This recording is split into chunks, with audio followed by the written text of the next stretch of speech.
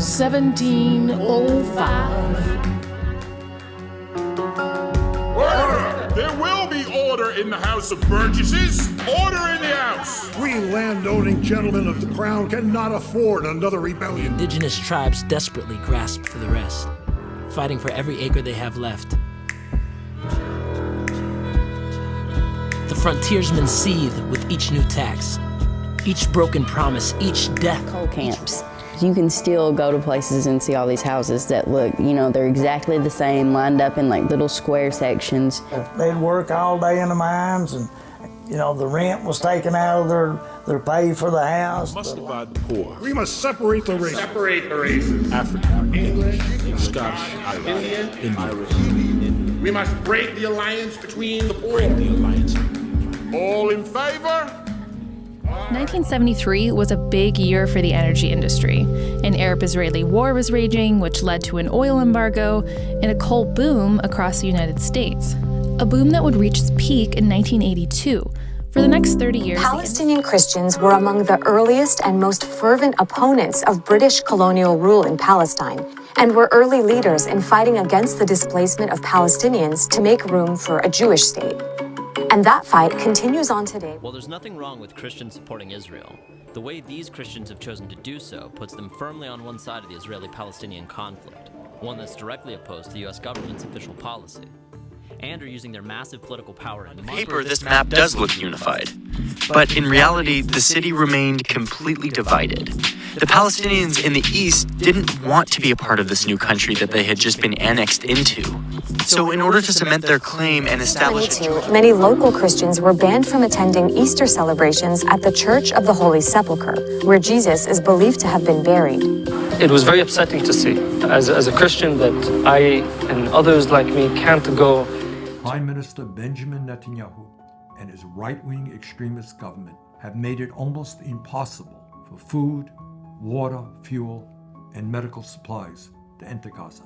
In fact, only 25... These donations are tax deductible, meaning Americans are effectively subsidizing settlement activity, which is considered illegal under international law. Now,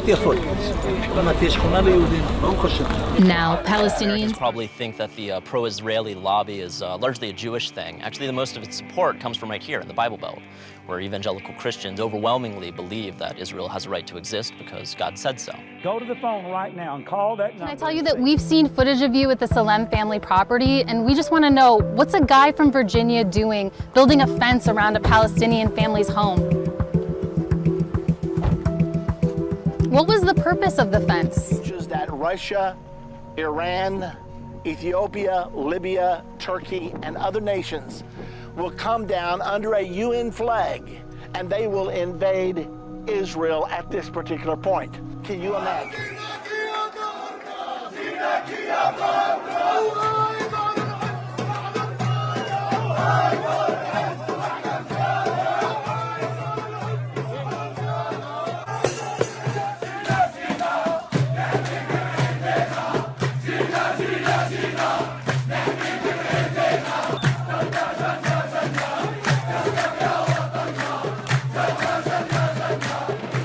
One of the holy sites in Islam turned into a battleground. Since Sunday morning, Israeli police have raided the Al-Aqsa compound, pushing aside Palestinian Muslims to make way for Jews to visit.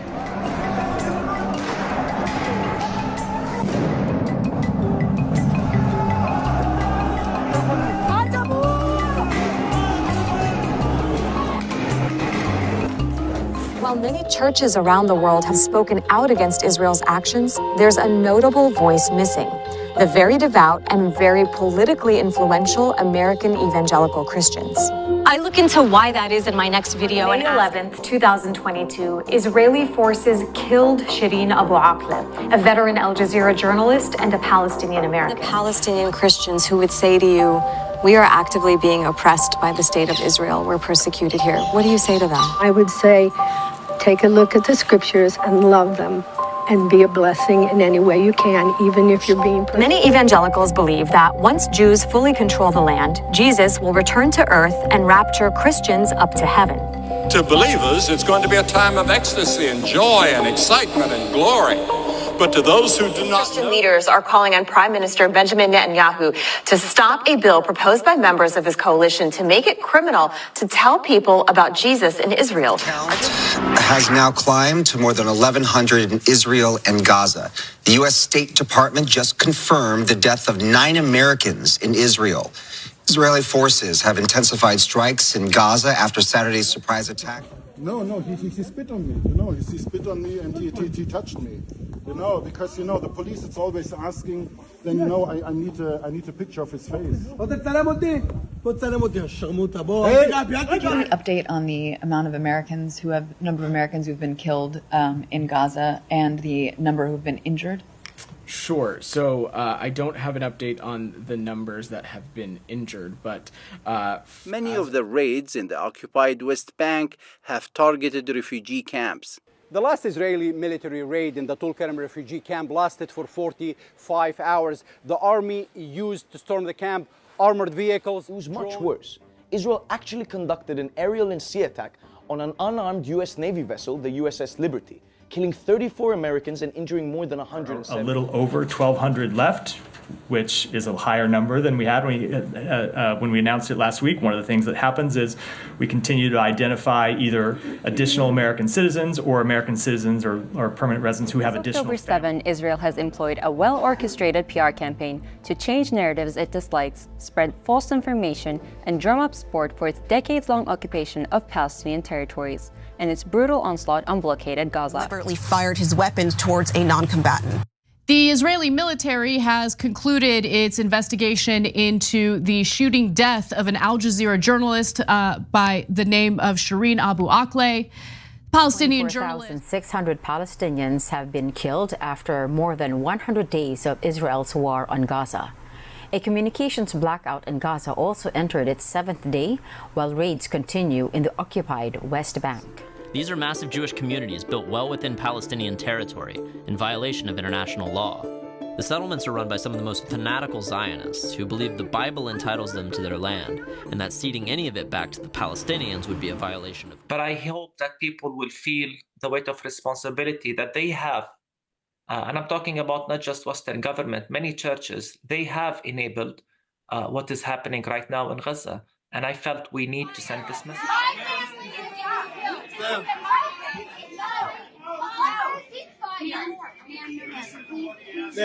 You said your piece? Thank you.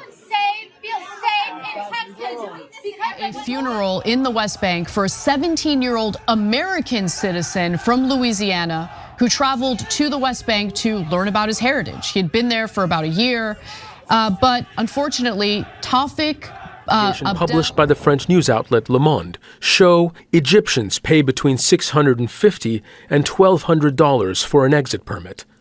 Other nationalities pay around $3,000, but Palestinians have Therein lies the problem. For while the U.S. military sees Guam as an indispensable asset, something it owns, many on Guam see the military as a symptom of a greater problem, colonialism. It might be hard to believe that only 70 years ago, the school an American student went to depended more on their race than where they actually lived. In 1954, the Supreme Court case Brown v. Board of Education outlawed segregation in the United States. Make support of the boycott a felony. Violators would face a minimum penalty of $250,000, a maximum of $1 million, and up to 20 years in prison. But since October 7th, the tiny minority of Jewish Israelis who dare disagree with their government's openly apartheidist policies towards Palestinians have found that they too live under a two-tiered system of justice. Now, only the Israeli Jews who support the efforts. If by Ramadan hostages are not home, the fighting will continue everywhere to include Rafah area.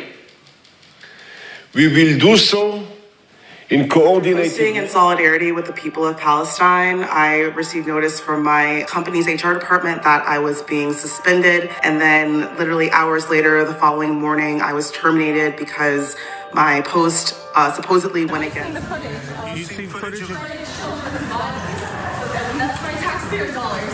I think we should kill them all. If that makes you feel better. Everybody. Isaac Hafiz Ajak was a Palestinian American killed by Israeli fire on Friday in the West Bank. The Louisiana native relocated there to finish high school last summer. The world must see with their own eyes and not with Israel's eyes.